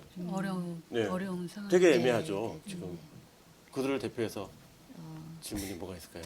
많은 질문들이 있을 것 같긴 한데 저 같으면 이제 그래도 이제 언젠가는 이제 코로나가 끝날 거라는 희망으로 준비를 이제 하는 시간이잖아요. 그래서 기왕이면 이 시간들이 더 한 도듬 더 나아갈 수 있는 그런 도약의 시간이 되어져야 하는데, 그렇다면 이제 아까도 말씀하셨듯이 실제적으로 이제 현지에서의 그런 여러 가지 예상되어지는 문제들이 이제 통계적으로 임상들이 있잖아요. 그럼 좀 그것들을 좀 저희들도 미리, 물론 이제 똑같은 상황이 발생하리라는 뭐 그런 건 아닐 수도 있지만 좀 그런 과정들이나 사례들을 좀 여러 가지 도움을 받아서 이럴 때는 이런 대안을 할 수 있겠구나라는 정보들을 좀 많이 공부하고 또 배우고 또 나가면 좋겠다는 생각이 많이 드는 것 같아요. 그래서 저희들도 이렇게 저도 이렇게 상담을 받아야 되고 디브리핑을 이렇게 해야 되고 뭐 이런 거에 대해서 사실 깊이 생각해 보진 않았었지만 이게 정말 필요하고 예비되어지면 굉장히 실제적인 현장에서 많은 도움이 되겠다는 생각이 되어져서 많은 공부를 또 해보고 싶고 네. 자, 조언들을 이 얘기를 많이, 듣고 네네. 상담 전문가들은 선교사 못 나가는 이들을 위해서 어떠한 접촉점이 뭐 있을까 한번 네. 얘기를 한번 해주시면 좋겠어요. 저는 이제 또 다른 관점에서 보면 더 잘 준비할 수 있는 기회다. 그렇죠. 이렇게 네. 생각할 수 있고요. 음, 그다음에 저희가 이제 허위 과정에서 심리 검사를 의뢰하는 그 기관들의 특징을 보면은 이분들이 훈련 과정에 어떤 분이 심정서적으로 어려워서 대인관계 영역이라든가 저희들이 이제 보고서를 써드릴 때 정서 상태라든가 대인관계 영역이라든가 자아 기능이라든가 그다음에 스트레스를 어떻게 대처할 것인가 이런 것에 포커스를 맞춰서 보고서를 써드리거든요. 그러면 이제 그런 보고서를 보면은 훈련 과정에서 이분이 어떤 부분을 좀 보강하면 좋은지 그런 것들이 이제 보고서를 통해서 이제 파악할 수 있는 정보예요. 네네. 그래서 만약에 선교를 더 잘 준비하고 싶고 준비하는 기회라고 생각한다면 심리 검사를 좀 받아보시라고 좀 권해드리고 싶어요. 되게 그래서 도움이 될것 내가 같아요. 대인 관계에서 어떤 부분 때문에 갈등을 일으킬 수 있고, 그다음에 어떤 어려움이 닥쳤을 때 내가 어떻게 반응할 것인가에 대해서 좀 예측해보고 네. 그 부분에 대해서 좀 보강을 하는 시간이라고 좀 생각하시면 네. 네. 훨씬 왜냐하면 선교 심리학자가 선교지 스트레스 지수에 대해서 연구한 거 발표했는데 아시죠? 디브리핑 할 때 400이라는 지수라고 해요. 우리가 이제 보통 사랑하는 사람이나 뭐 네네. 그런 걸 잃었을 때 스트레스 지수가 100이라고 최고점이라고 하면 그거의 4배인 400이라고 하는데 왜 그러냐면 선교지는 언어도 다르고 문화도 다르고 그다음에 생활 환경도 다르고 기후도 다르고 내가 살고 있던 지금 이 세계와 좀 다른 곳으로 가잖아요. 네, 네. 그래서 스트레스의 400의 이제 사명감을 가지고 가시는데 심리 정서적으로 연약한 분들이 그쪽으로 가면 저희가 이제 심리 검사에서 약간 이렇게 상승해 있는 부분들도 이렇게 써드리는 이유가 그런 스트레스 지수에 노출이 되면 이게 확 이제 발현이 되거든요. 그래서 심리 정서적으로 어떤 부분이 취약하시기 때문에 그 부분이 선교제 가면 이렇게 작용하실 수 있습니다라는 정보를 네. 저희들이 이제 심리 검사를 통해서 알려드려요. 네, 네. 그래서 정말 이 부분은 진짜 케어받고 가지 않으면 선교지 가시면 선교사 하나 이렇게 파송하시는데 굉장히 많은 비용과 시간과 노력이 투자가 되잖아요. 그래서 이 심리검사라는 제도를 저희가 도입한 이유가 선교사님들 많이 훈련시키는데 시간도 많이 들고 노력도 많이 들고 비용도 많이 드는데 막상 가시면은 선교를 감당하지 못할 정도의 이렇게 브레이크 다운 되거나 어려움을 겪으셔서 다시 돌아오시는 분들이 맞죠. 생기니까 맞아요. 그리고 가서 막 관계에서 문제가 네, 생겨갖고 막 팀들에게 굉장히 어려움을 주시고 이런 분들을 가시기 전에 좀 뭔가 케어해서 잘 사역하실 수 있게 그래서 오히려 장기적으로 사역하실 수 있도록 돕기 위해서 심리 검사를 하는 거거든요. 미리 받아야 돼요. 네, 네, 네. 그래서 그게 허위 중요한 과정에서 미리 이제 그런 것들을 도입하는 선교단체들은 그런 거에 많이 도움을 받으세요. 선교 훈련하기 전에 허위 과정에서 심리 검사를 받아서 그거 가지고 이제 훈련 과정에서 그 선교사님 후보생들이 어떤 부분이 취약하구나라는 것들 미리 케어하고 멤버 케어 담당자가 이 부분을 좀 보강해야 될 부분들은 거기서 케어할 수 있는 거는 그쪽에서 케어하고 그 범위를 넘어가는 것들은 저희 MCC에 의뢰해서 이분 상담을 좀 부탁드립니다. 이렇게 해서 의뢰해서 함께 이게 협력을 해가지고 선교사 하나를 좀 완전히 세워서 이렇게 하는 것들을 좀 할 수 있는 그런 제도로 그렇죠. 활용하시면 좋을 것 같아요. 굉장히 예. 좋은. 네네, 좋은 네, 것 같아요. 네. 자, 그러면 이제 또 하나의 사각지대가 이제 나이 드신 선교사님들, 은퇴 선교사님들. 사실 아까 저희 나이 얘기했어요. 누가 언니인지. 근데 아까 선교지 갔다 왔냐 안 갔다 왔냐도 있지만 또 하나가 나보다 나이 많은 분이 나보다 어린 것들이 나를 뭘 얘기를 해줘 이런 경우가 있을 것 같은데 은퇴 선교사님들도 나이 드신 선교사님들도 상담을 오시는 경우가 있나요? 거의 안 오시죠. 거의 안 오시죠. 은퇴 선교사님이신 네. 거죠? 오시는- 은퇴하고 선교사로 갈 사람이 아니 아니고 은퇴 선교사. 은퇴 선교사님. 그분들은 사실은 진짜 인생을 뭐 완전히 그 정도 나이 되시면 이제 초월하셨잖아요. 근데 이제 그 오시는지 안 오시는지 좀 궁금한데 많이 안 오시나요? 그 은퇴하시고 오신 케이스들은 없었고요. 은퇴 전에 그러면. 은퇴 전에 이게 그것도 솔직히 저는 자발적으로 오신 케이스들은 없었고 없고. 저같이 이제 네. 건강검진하고 심리검진하고 같이 패키지로 패키지로 되어 때문에. 있기 때문에 건강검진하러 오셨기 때문에 이제 심리검진을 하셔야 되는 상황들이 있으세요. 그러니까 오래 기간 동안 선교지에서 계신 분들이시잖아요. 뭐 20년, 30년 이상 계신 분들. 그래서 좋은 케이스들도 있었어요. 한 분 같은 경우에는 한 30년 가까이 있었지만 이렇게 나이가 드셨으니까 한국에 오시면 자기가 만나는 단체 분들은 나보다 어린 후배들이고 맞아 그런 문제들. 네, 그러니까 와서 무슨 얘기하려고 그러면 우리 애들이 사용하는 꼰대가 오셨구나라고 해서 잘 안 들어요. 안 듣는데요.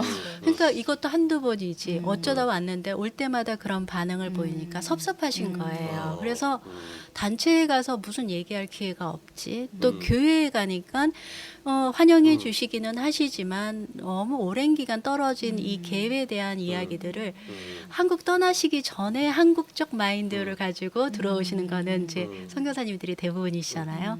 그럼 왜 한국 교회가 굉장히 문제가 많은 거지요. 왜 그치. 교회가 이러고 왜 이러고 이렇게 자꾸 그런 시각들을 자꾸 표현하시니까 교회도 오시면 약간 불편하신 거예요. 그렇죠. 그러니까 갈 데가 없으시고 맞아요. 나는 얘기를 하고 싶은데 얘기할 것도 없고 맞아요. 그랬는데 이제 처음 이렇게 건강검진 하면서 오신 거예요. 그래서 저를 보고 선교 경험이 있냐 그랬는데 다행히 있어서 예 있습니다 그랬더니 아유 하시면서 편안하게 얘기를 하시는데 아주 긴 이야기를 구구절절 하시면서 그리고 이런 얘기를 마지막에 하시더라고요. 내가 방금 말씀드린 대로 교회를 가도 단체를 가도 어디 가도 또 우리 애들을 만나도 그치. 이런 얘기를 할 데가 없는데 내가 정말 편안하게 얘기를 할 수 있어서 너무 좋다. 그렇죠. 그러시면서 저에게 사진을 찍어가도 되냐고. 왜요? 그랬더니 네네. 자기가 너무 고마워서 사진 찍어가서 당신 위해서 기도하겠다고 그 아. 얘기를 하시는데 감동을 제가 받으면서 이 일을 하는 거에 대한 보람도 저 자신에게 굉장히 있었어요. 그래서 이게 쉬운 건 아니에요. 이렇게 의무적으로 네네네. 하는 거기 때문에 약간 좀 불편하실 수 있고 네. 거부감이 드실 수 있고 내가 뭐 이렇게 하는 마음도 있으실 수도 있는데 네네. 또 이렇게 필요하신 분들도 있다는 것을 경험하면서 또 불편하신 분들도 계시지만 정말 이야기하고 싶으신 분들도 계시는구나. 여기 와서 안전함을 느끼고 자기의 속마음과 뿐만 아니라 사역지의 경험에 대한 이야기들을 아주 구체적으로 하실 때 그게 왜요? 라는 반문이 아닌 정말 그럴 수밖에 없네요? 라는 공감을 경험하는 그 즐거움을 맛보셨다고 하시더라고요. 그래서 네, 그런 배우영 경험이 선교사님이 있었습니다. 아주 잘 해주신 아니 거예요. 사실은 이제 연세가 많으시면 사별도 있잖아요. 사별. 네. 사별도 있고 또 선교지 재산권 문제, 또 후원교회 내가 한국에 올 거냐, 선교제 계속 있을 거냐, 더 얘기하고 싶은 게 많은데 네. 상담 진짜 좀 벽이 있는 건데 이런 경우는 이제 은퇴 선교사님 디브리핑 뭐 이런 프로그램들을 좀 저희가 하면은 좋은데 만들어야 되겠네요. 그런 것도 이제 그 선교단체 그에서 네네. 교단 네네. 선교나 네, 이런 네, 데서 네. 저희한테 의뢰해 주시면은 해드릴 네. 수 있는데 네. 대부분 이제 그러니까 은퇴하신 선교사님까지 지금 현역 선교사님 신경 한참 쓰시라고 하는 것도. 네, 그분들까지 신경 쓰실 여력이 없으신 것 같기도 하고 아까 백은영 선교사님 그 얘기 들으니까 저도 이제 생각나는 게 뭐냐면은 재허입, 그러니까 선교지에서 진짜 20년, 30년 계시다가 재허입을 위해서 오시는 분들, 심리검사 오시는 분들이 있어요. 그분들은 이제 자발적으로 오시는 게 아니라 선교단체에서 이제 강제적으로, 의무적으로 해야 된다니까 이제 오시는데 오시면서 이제 되게 불만이 좀 많으시죠. 그러셨는데 이제 저는 그런 분들의 이제 그런 불만이나 이런 것들을 좀 이해는 돼요. 그렇지만 제가 이제 포커스를 맞추는 건 뭐냐면 이 심리검사를 통해서 저는 그 선교사님이 어떤 분인지 뭐가 힘드실 건지 그쵸. 어떤 부분에 스트레스 받으신 건지 그런 도구로 그냥 활용해 주시라고 이러면서 이제 좀 마음을 풀어드리고 나중에 후속 상담을 통해서 이제 이렇게 그런 것들을 얘기해 드리면 정말 그 거의 대부분의 선교사님들이 되게 만족해 하시면서 내가 그동안 왜 힘들었는지 이제 알게 됐다. 뭐 때문에 스트레스 받았는지 알게 됐다. 그쵸. 그러면서 마음을 되게 편안해지면서 그래서 심리 검사는 사실 자신을 이해하는 도구 이상도 아니고 이하도 아니다. 그걸 가지고 너무 얽매이지 마시고 이걸 통해서 그쵸. 내가 어떨 때 힘들 수 있는지 어떨 때 스트레스 받을 수 있는지 무엇을 하면 진짜 즐겁게 잘하실 수 있는지 그런 것들을 보는 시간이다라고 이제 좀 그런 각도에서 보실 수 있게 해드리면 되게 좋아하시더라고요. 근데 저도 네. 선생님들이 왜 그렇게 심리 검사에 대한 거부 반응이 많은가 생각을 해봤는데 네. 평가라고 많이 생각하시는 네, 것 같아요. 그래서 그러신 것 같아요. 그러니까 네. 허입 심리 검사에서 내가 뭐 걸리면 어떡하지? 네, 맞아요. 그래서 거의 뭐 MMPI에서도 너무나 디펜스가 높게 뜨는 네. 일반인들보다 다 높게 뜨고 네. 그래서 참 그런데 제가 그래서 그 방금 대표님 하신 말씀처럼 이거는 선교사님을 평가하려고 그래서 허입이 되냐 안 되냐 그거가 목적이기 이전에 네. 선교사님이 현재 이렇게 스트레스 상황에 어떻게 반응이 될지를 미리 예측을 해서 선교지에 가서 경험할 수 있는 어려움을 미리 이렇게 알고 가시면 훨씬 그렇죠. 자기 인식을 하는데 도움이 되는 거다 이렇게 이제 예방 차원이라고 저희는 말씀을 드리는데 이제 보통은 자발적으로 안 오시고 비자발적으로 비자발적으로 본부에서 가서 제출해야 되는 게 의무사항이니까 네. 마지못해서 이제 오시는 경우가 많고 내가 이거가 잘못 뭔가 평가가 그쵸. 돼가지고 허입 심사에서 탈락하면 어떡하지 이런 마음으로 많이 오시는 것 같아서 네. 저희는 이렇게 말씀을 해드리지만 본부에서도 조금 한 말씀만 해주시면 그분들이 조금 그런 저항하는 마음이 없이 아니 봉변당하신 일도 있으실 것 같아요. 네, 있었어요. 있죠? 네. 왜냐하면 그 이제 그 모 교단 네네. 선교부인데 네네. 이름을 말씀드리면 좀 곤란해질 것 같아서 네네. 이제 그 심리 검사 제도가 없었다가 네. 생긴 지가 얼마 안 됐을 때 저희한테 의뢰가 왔는데 이제 시니어 선교사님들 같은 경우는 예전에 파송 받을 때는 심리 검사를 안 했는데 왜 그치. 갑자기 하느냐 맞아. 이걸 가지고 나를 어떻게 아느냐 막 이러면서 그 교단 선교부의 이제 속상한 마음을 저희한테 와서 이제 푸시는 거예요. 그래서 저희 심리검사 담당 선생님들이 너무 많이 그분들한테 공격을 받으시고, 오히려. 예, 공격을 굉장히 받으시고 또 보고서 쓰는데 엄청나게 어려움을 겪었었던 적이 있었어요. 아니, 또 가끔 또 이게 힘든 게 상담은 들어주는 것도 있지만 그래도 밖에 다 들어줄 수는 없잖아요. 근데 사실 선교사님들이 어디다 얘기를 막 못하니까 아까 백은영 선교사님 얘기한 것처럼 너무 많이 얘기하시는 그렇게. 예. 그럴 때는 어떻게 하세요? 선교사님들이? 선교사님들이 실은 이제 아까 디브리핑이라는 것이 바로 그런 거잖아요. 근데 상담가들은 그 과정들을 어떻게 할 수 있는지를 이제 준비된 사람들이기 때문에 이야기들을 잘 마무리를 짓거나 끊어가거나 또 그거를 되돌려서 자기 인식으로 가져갈 수 있도록 하는 이제 기술적인 방법들은 저희들이 좀 가지고 있기 때문에 그 부분들로 이야기에 그거를 반복적으로 계속 도돌이표 찍으시면서 얘기하시는 분들이 계시거든요. 그렇죠. 한 얘기 또 하고. 네, 정말 지칠 때까지. 근데 그것들이 꼭 그렇게까지 해야 되는 상황이면 어쩔 수 없어요. 근데 그거를 좀 편안하게 이분도 인식하면서 할 수 있도록 돕는 거는 이제 상담사들의 이제 돕는 역할들이죠. 맞아요. 근데 케이스마다 다 다른 것 같아요. 듣는 게 그래서 엄청 사람이 다 다르기 힘들고 때문에. 쉽지 않은데 그 이제 거의 이제 마무리 질문이 한 2개 정도 남았는데요. 네. 아, 진짜 남의 얘기 들어주고 이렇게 하는 게 얼마나 힘들어요, 그죠? 그런데 이 하시면서 이렇게 에피소드나 그래도 보람이 있었다면은 그거를 좀 얘기해 주셔서 또 후배의 또 상담가들이 또 와서 이렇게 아 그런 귀한 일이구나. 아까도 얘기했지만 그 선교사 출신들 중에서 또 상담가가 많이 나오면 더 좋겠다고 얘기를 하셨고 또 그렇지 않아도 이 일에 관심을 갖고 있는 분들이 아 선교사님들이 보니까 오늘 보니까 은퇴 선교사들도 좀 상담이 많이 필요하겠네 이런 얘기도 나왔잖아요. 네. 이런 거를 할 때 이제 잘 얘기하셔야 돼요. 아, 오늘 얘기 들어보니까 상담가 너무 피곤해. 돈도 안 되고 후원도 없고 뭐 1인 기업인데 너무 어려운 것 같아. 이런 얘기를 하면 안 되고 여러분들에게도 보람 있는 얘기가 뭐가 있는지 우리 유희주 선교사님부터 차례로 이렇게 한번 말씀해 주시겠습니다. 저는 이제 선교사 회복 그룹을 터닝 포인트에서 10년 이렇게 했고요. 네. 네, 이제 그 이후로 또 이제 ALN에서 또 이렇게 디브리핑을 하고 이러면서 정말 일반 내담자랑 선교사님이랑 차이점이라고 느끼는 게 있어요. 정말 하나님이 급하시구나 이런 생각을 느끼게 됐어요. 제가 어떨 때는 제가 판단을 잘못했는지 모르겠지만 이분은 정말 장기 상담이 필요해.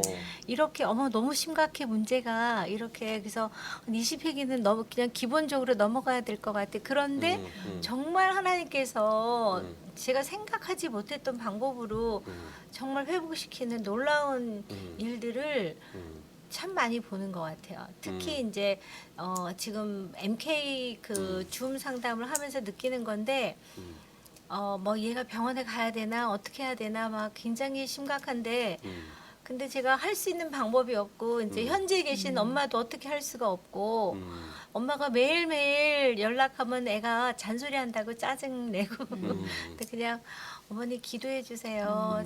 정말 절박한 마음으로 기도하면서 같이 하자고 그랬을 때 진짜 애가 처음에는 인생을 살고 싶지 않다, 살 가치가 없다 이렇게 이야기하던 애가 그리고 하나님이 있는지 맨날 보면 구약 이야기가 전부 다 신화같이 느껴진다 이렇게 이러던 아이들이 제가 볼 때는 많이 이렇게 뭐 진단명도 막 나오고 이럴 것 같은데 뭐 10회기, 20회기 전에 변화되면서 하나님이 살아계시는 게 분명해졌다 내 안에 그렇게 이야기하기도 하고 어떤 경우는 정말 인생이 살 가치가 분명하고 나만 가치 있는 게 아니라 다른 사람의 인생도 정말 가치로운 인생이다 이런 고백을 할 때 제가 정말 울컥했어요. 그러니까 그런 경우에 어떨 때는 제가 기독교 상담은 힘들어 이러다가 기독교 상담처럼 쉬운 게 없어 막 이런 생각이 하나님께 맡기니까. 하나님께서 개입하시는데 저는 이렇게 했는데 내 예상보다 이렇게 하나님이 만들어가 이제 어떤 경우는 딱 이렇게 입대를 해야 된다거나 이제 기간이 제한돼 있는 거예요. 제한돼 있는데 이 상황을 봐서는 군대 입대할 수 있을까? 막 걱정되고 이럴 때 어머니랑 같이 이제 카톡을 하면서 기도를 하고 그랬는데 여러 케이스가 최근에 계속 이렇게 코로나 중에 부모님이 어떻게 도와줄 수 없는 상황 그리고 크니까 부모님 말도 사실 말빨이 안 먹히는 이런 상황에서 근데 그렇게 정말 하나님이 직접 만지시는구나 그럴 때 제가 기독 상담자에서 행복해라는 왜냐면 하나님이 그 영혼에게 역사하시는 거를 제가 상담을 하면서 제가 증인이 된 것 같은 그 역사하심을 제가 옆에서 같이 보는 거니까 그럴 때 저는 굉장히 감사한 것 같아요. 그 자리에 저를 있게 해주셔서 감사합니다. 이런 마음으로 만날 때 좀 하다가 힘들면 하나님 우리 그 백은영 선교사님 어떨 때 보람이나 또 에피소드가 뭐가 있습니까? 아까도 말씀을 잠깐 나눴지만 저는 이제 선교사로 있다가 들어온 사람으로서 가장 상담이라는 걸 하면서 수혜자는 저 자신이었던 것 같아요. 저 자신의 삶에 대한 많은 변화들과 가장 중요한 건 제가 달라진 저를 바라볼 때 흐뭇한 마음이 있기 때문에 선교사님들에게도 이런 좋은 기회들이 누려지실 수 있는 기회가 되어졌으면 하는 마음이 있습니다. 그리고 상담을 하면서 또 선교사님들 또 선교사님 자녀들을 만나면서 이제 이휘재 선교사님도 그런 얘기를 하셨지만 하나님이 일하시는 것을 보게 돼요. 근데 정말 놀라운 건 뭐냐면 저는 일반 센터에서도 많이 근무를 했거든요. 그래서 일반인들 그다음에 대학 안에 있는 센터에서도 했고 그다음에 이렇게 선교사들 대상으로 해서 각각에서 다 해본 결과 네. 선교사들만이 가지고 있는 내적인 하나님이 주시는 힘이겠지만 이 내적인 힘들이 있어요. 그래서 하나님 이 사람들을 선교사로 부르셨구나라는 이렇게 마음이 동의가 되어질 정도로 내적 힘들이 있더라고요. 그것이 비록 상황과 환경은 더 어렵지만 그 내적 힘들이 발휘되어질 수 있도록 잠깐 어려워지는 요 시기에 상담가로서 함께 동반자 역할을 해줄 뿐이지 이 힘을 길러내고 하는 거는 이들 안에서 발현되어지고 이들 안에서 힘들이 올라오는 것들을 옆에서 볼 수가 있는 것 같아요. 그래서 하나님 이들 부르셨구나. 그래서 하나님 이 사람을 선교사로 사용하는구나. 그런 감동을 많이 경험하게 되는 것 같아요. 근데 잠깐 상담이라는 도구로 사용하셔도 괜찮다는 거죠. 이런 상담사들을 잠깐 도구로 관계에 필요한 사람으로 사용하셔도 괜찮을 것 같아요. 그래서 너무 어렵지 않고 네. 아이고. 그럴 때 저희들은 진짜 기쁘게 동반자 역할을 좀 해드리고 싶습니다. 아이고. 네. 아멘입니다. 아멘. 우리 박정래 대표님은 또 어떨 때 보람이 있으셨는지. 또. 저 같은 경우는 이제 거의 그 가정이 깨어질 것 같은 그런 불안한 그런 상황 속에 있었던 사람들이 와서 디브리핑을 받으면서 이제 돌아가실 때 그 모든 것들이 이렇게 뭔가 다 이렇게 해소돼 가지고 서로 소통할 수 있는 마음이 생기고 이런 그런 모습들을 보면 되게 참 상담자로서 보람이 있고 사실 기독 상담자여서 감사한 거는 진짜 우리가 일반 상담자보다 정말 더 좋은 하나님이 함께 하신다는 거가 그쵸. 너무 진짜 저한테는 되게 좋고요. 또 이렇게 운둔용 외톨이처럼 소통 안 하려고 했던 아이가 디브리핑을 통해서 이제 세상과 이렇게 소통하려고 하는 힘을 얻는 그런 모습 보면은 굉장히 상담자로서는 보람이고 기쁨인 것 같아요. 그리고 또 그런 도구로 사실 제가 상담을 공부하게 된 이유가 저희 큰 아이가 그 6학년 때 집단 구타를 당하고 어휴, 이렇게 네. 왕따를 당하고 굉장히 그런 아픔이 있어요. 예, 있어서 그 아이 좀 잘 키우려고 제가 상담 공부를 시작했거든요. 근데 그걸 통해서 이제 하나님이 사실 저도 이렇게 성장하게 했고 이런 곳에 사용되어지고 있다는 거가 참 감사한 것 같아요. 그리고 그런 왕따 당하고 이렇게 적응 못하는 아이들 보면 내 자녀 같아서 더 마음이 많이 가고 또 선교사님들의 그런 어려움들을 보면은 진짜 아 이렇게 그런 경험들이 있었기 때문에 더 마음적으로도 공감할 수 있게 되고 그러는 것 같아요. 그래서 그런 거에 아마 보람과 기쁨을 느끼지 않나 싶습니다. 아유 진짜. 네. 저희 이제 4차 산업혁명 시대가 이제 앞으로 다가오고 코로나 이후에는 디지털화가 되는 상황이 되기 때문에 아마 상담에도 뭔가 디지털화가 되는 방법을 지금 이제 줌이나 이런 걸 하겠지만 뭐 그런 거 있었잖아요. 이렇게 데이터를 넣어주면 뭐 점괘를 줘갖고 뭐 그런 게 나왔어요. 진짜 중국에는 네, 나왔어요. 진짜 어떤 뭐 내 문제를 얘기하면 어떤 해결책을 인공지능으로 알고리즘으로 해서 탁 주는 게 나왔거든요. 이제 어쩌면 또 컴퓨터에다 또 상담하는 시대가 또 10년 뒤에 올지도 모르겠고 또 다양한 변화가 있지만 오늘 이런 얘기들을 이렇게 들으면서 선교사님들이 상담 좀 낯설어 하지 말고 평가도 아니고 네. 내가 이렇게 하나의 도구고 또 진짜 하나님이 우리 곁에서 우리를 이끄시고 만드신다는 이걸 분명히 좀 알았으면 좋겠고 특별히 저희 KWMA에서는 이제 그 마음 살롱이라고 하는 프로그램도 좀 도입을 하려고 그래요. 그러니까 온라인 상에서 이제 코칭이죠. 그쪽에는 코칭도 이제 상담, 뭐 디브리핑 코칭도 좀 연결해서 선교사님들이 좀 더 접근하실 수 있도록 계획을 하고 있고 또 오늘 얘기 나온 것 가운데 중요한 내용들은 다시 또 저희가 또 2차, 3차 모여서 또 관계되신 분들, 또 지금은 우리 사실 상담 전문가들만 모였지만 여기 선교사님들이 딱 여기 와갖고 그런 소리 하시면 안 돼요. 우리는 그것 때문에 안 가는 거 아니에요. 막 이렇게 얘기할 수도 있잖아요. 또 청년들도 마찬가지로 네. 또 이렇게 청년들은 진짜 아주 절약해서 겨우겨우 이렇게 단체 생활하는데 상담까지 이렇게 해서 할 또 여유가 사실은 또 맞아요. 없잖아요. 그러니까 이런 것들을 좀 저희가 오늘 숙제를 좀 몇 개 껴안고 앞으로 좀 발전시켰으면 좋겠고, 또 저번에 백은영 선교사님 저번에 한참 얘기하셨지만 이런 단체나 선교단체 리더십들이 건강검진 이제 해야 되는 건 다 이제 알잖아요. 그리고 또 국가에서 하는 거고, 또 국가에서도 어떤 상담들이 좀 있으면 그걸 또 활용할지, 또 아니면은 좀 제도적으로 좀 계속 허위만 할 때 하지 말고 좀 5년 차 때 한번 하고 10년 차 때 하고, 뭐 이렇게 미국에서는 육군들 이렇게 자 치기 때마다 이렇게 하잖아요. 그런 게 있습니다. 자, 이제 마지막으로 오늘 정말 이건 내가 얘기하는데 질문에서도 안 나왔고 내가 좀 그래도 한마디는 그래도 내가 더 하고 싶다, 이러신 분들만 좀 얘기하시고 마치도록 하겠습니다. 저는 이제 선교사님들을 이제 많이 돕고 싶은 그런 위치에 있는 사람인데, 선교사님들이 상담에 대해서 되게 인식을 좀 바꾸셨으면 좋겠다.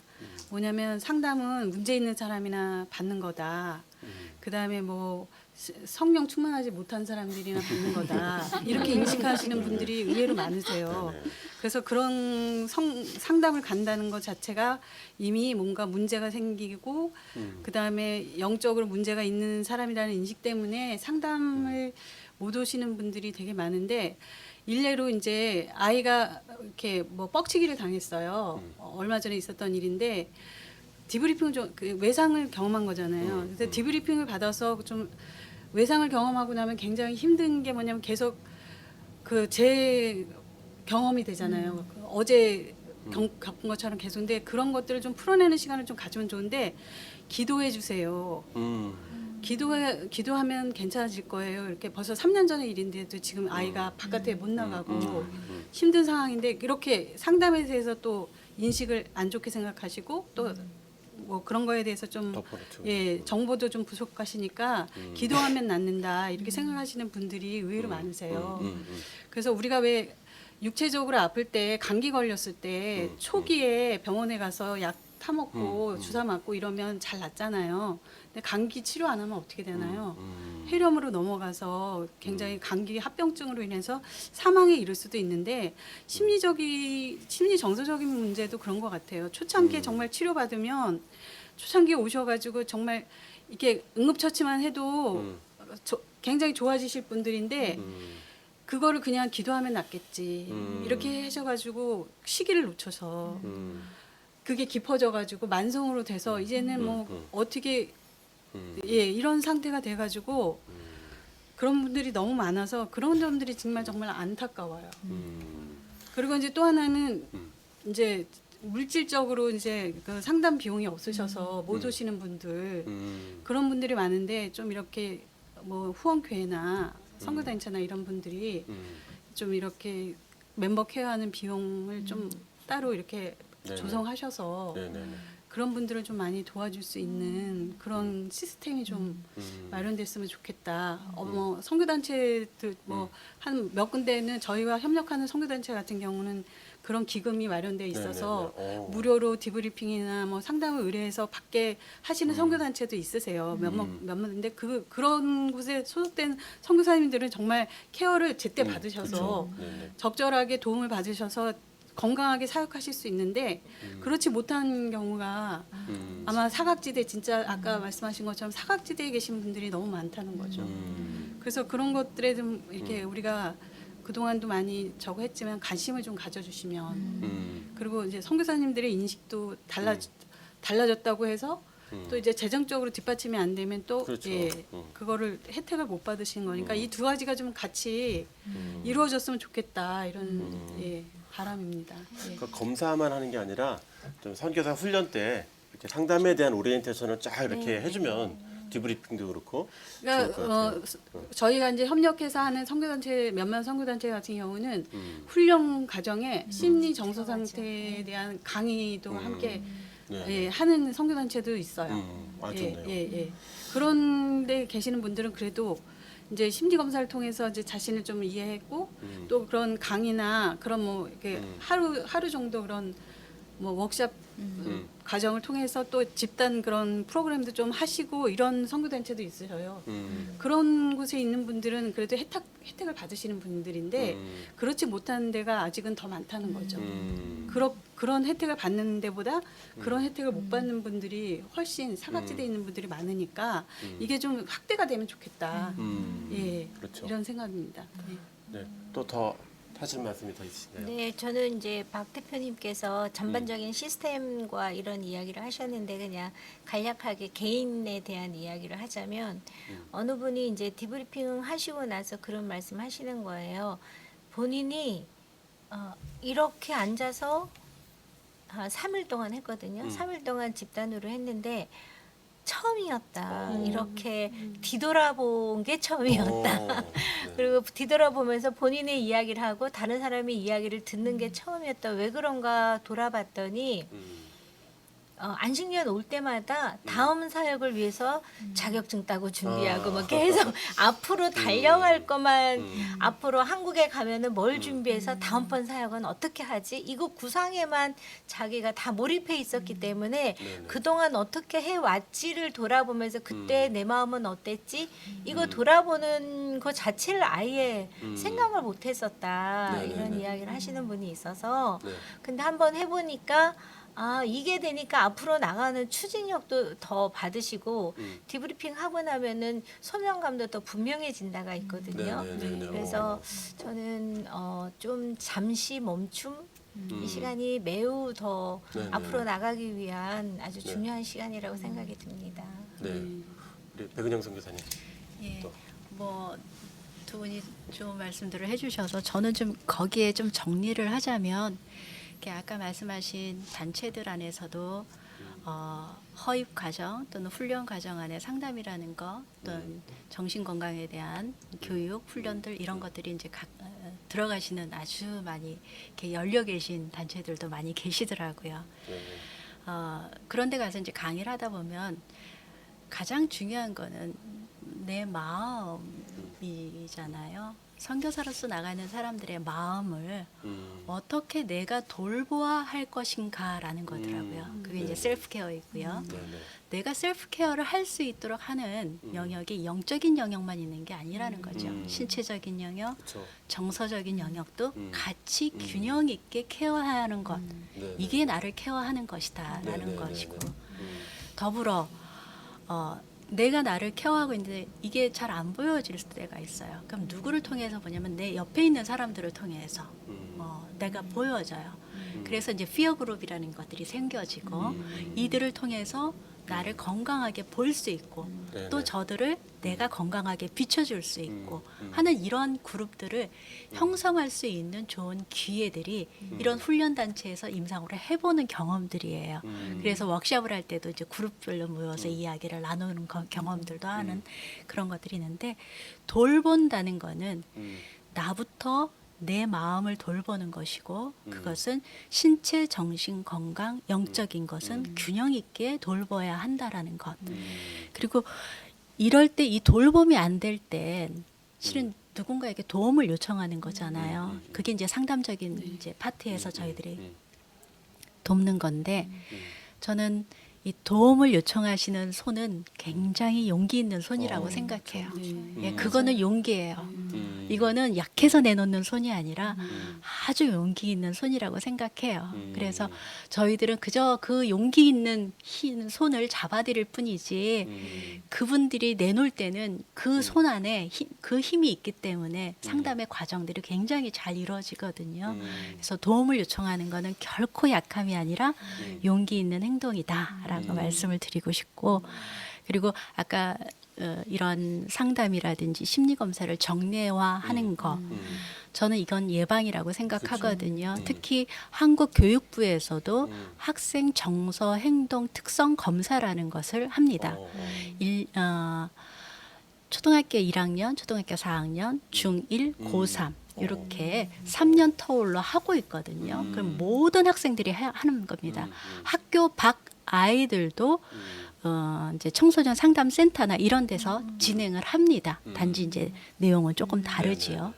이렇게 하는 이유를 통해서 하는 거는 학생들을 걸러내고자 하는 게 아니라 이들 중에 숨어 있는 어려움들을 찾아서 지지해주고 그들을 지원해주고자 하는 의도로 국가에서도 교육부에서도 이렇게 하고 있고 또 군에서도 마찬가지도 하고 대학도 마찬가지입니다. 대학도 들어가기 전에 다 검사를 하고 대학원도 마찬가지고요.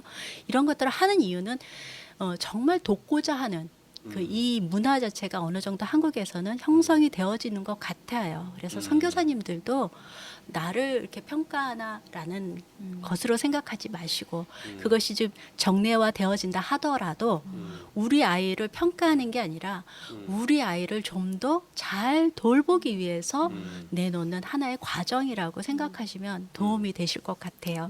꼭 건강검진처럼요.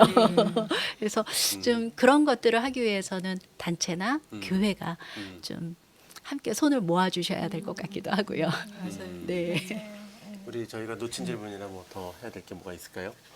너무 말씀 다 잘 너무 나눠주셔서 네. 오늘 그냥 강의 이상으로 네, 다 준비한 것보다 더 많은 저희가 것들을 한것보다 더 나눠주셔서 많은 네, 나눠주셔가지고. 네. 아 진짜 너무 귀한 얘기들을 해주셔서 우리 시청자 되시는 선교사님 또 후원교회나 단체나 대표 리더분들은 방송 꼭 놓치지 말고 보셔서 주변 분들에게 좀 알려주셨으면 좋겠습니다. 저희 KWMA에서는 코로나 시대에 선교사님들의 어려움들을 저희가 이런 세미나, 토크쇼, 또 자담회를 통해서 많은 얘기를 듣고 또 선교 대안들을 만들어 가고 있습니다. 오늘 귀한 분들이 오셔서 이렇게 선교와 상담과 선교에 대해서 좋은 얘기 해주셨는데 아마 다음에도 이런 모임들이 더 후속 조치가 되고 또 KWMA에서는 이런 후속 조치들을 통해 더 긴밀한 선교가 또 상담과 발전될 수 있도록 준비를 할 계획을 가지고 있습니다. 오늘 귀한 시간 내주셔서 감사하고요. 우리 시청자 여러분, 선교사님들께 우리 인사하고 마치도록 하겠습니다. 감사합니다. 감사합니다.